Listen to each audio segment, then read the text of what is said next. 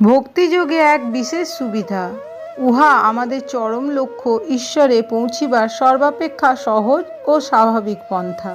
কিন্তু উহাতে বিশেষ বিপদাশঙ্কা এই যে নিম্ন স্তরের ভক্তি অনেক সময়ে ভয়ানক গোঁড়ামির আকার ধারণ করে।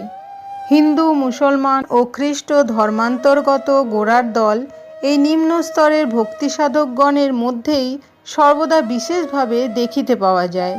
যে ইষ্টনিষ্ঠা ব্যতীত প্রকৃত প্রেম জন্মে না, সেই ইষ্টনিষ্ঠায় আবার অনেক সময় অন্য সকল মতের উপর তীব্র আক্রমণ ও দোষারোপের কারণ। সকল ধর্মের ও সকল দেশের দুর্বল অপরিণত মস্তিষ্ক ব্যক্তিগণ একটিমাত্র উপায়েই তাহাদের নিজ আদর্শ ভালোবাসিতে পারে। সেই উপায়টি অপর সমুদয় আদর্শকে ঘৃণা করা। নিজ ঈশ্বরাদর্শে, নিজ ধর্মাদর্শে একান্ত অনুরক্ত ব্যক্তিগণ অন্য কোনো আদর্শের বিষয় শুনিলে বা দেখিলে কেন গোঁড়ার মতো চিৎকার করিতে থাকে, তাহার কারণ ইহা হইতেই বুঝা যায়।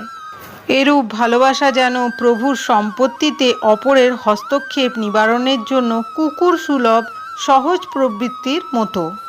তবে প্রভেদ এই, কুকুরের এই সহজ প্রবৃত্তি মানব যুক্তি অপেক্ষা উচ্চতর। প্রভু যে বেশ ধরিয়াই আসুক না কেন, কুকুর তাহাকে কখনো শত্রু বলিয়া ভুল করে না। গোঁড়া কিন্তু সমুদয় বিচার শক্তি হারাইয়া ফেলে। ব্যক্তিগত বিষয়ে তাহার দৃষ্টি এত অধিক যে কোন ব্যক্তি কি বলিতেছে, তাহা সত্য কি মিথ্যা তাহা শুনিবার বা বুঝিবার কোনো প্রয়োজন সে বোধ করে না। কিন্তু কে উহা বলিতেছে, সেই বিষয়েই তাহার বিশেষ দৃষ্টি। যে লোক স্বমতাবলম্বী ব্যক্তিগণের উপর দয়াশীল, ন্যায়পরায়ণ ও প্রেমযুক্ত, সেই নিজ সম্প্রদায়ের বহির্ভূত ব্যক্তিদের অনিষ্ট করিতে ইতস্তত করে না। তবে এ আশঙ্কা কেবল ভক্তির নিম্ন স্তরেই আছে। এই অবস্থার নাম গৌণী।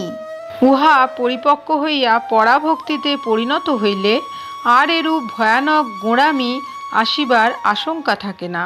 এই পরাভক্তির প্রভাবে সাধক প্রেমস্বরূপ ভগবানের এত নিকটতা লাভ করেন যে তিনি আর অপরের প্রতি ঘৃণার ভাব বিস্তার করিবার যন্ত্রস্বরূপ হইতে পারেন না। এই জীবনেই যে আমরা সকলে সামঞ্জস্যের সহিত চরিত্র গড়িয়া তুলিতে পারিব তাহা সম্ভব নয়। তবে আমরা জানি যে চরিত্রে জ্ঞান, ভক্তি ও যোগ সমন্বিত হইয়াছে, সেই চরিত্রই সর্বাপেক্ষা মহৎ। উড়িবার জন্য পাখির তিনটি জিনিসের আবশ্যক: দুইটি পক্ষ ও চালাইবার হালস্বরূপ একটি পুচ্ছ। জ্ঞান ও ভক্তি দুইটি পক্ষ, সামঞ্জস্য রাখিবার জন্য যোগ উহার পুচ্ছ। যাহারা এই তিন প্রকার সাধন প্রণালী একসঙ্গে সামঞ্জস্যের সহিত অনুষ্ঠান করিতে না পারিয়া ভক্তিকেই একমাত্র পথ বলিয়া গ্রহণ করেন, তাহাদের পক্ষে এটি সর্বদা স্মরণ রাখা আবশ্যক যে বাহ্য অনুষ্ঠান ও ক্রিয়াকলাপ প্রথম অবস্থায় সাধকের পক্ষে অত্যাবশ্যক হইলেও ভগবানের প্রতি প্রগাঢ় প্রেমের অবস্থায় আগাইয়া দেওয়া ব্যতীত এগুলির আর কোনো উপযোগিতা নাই।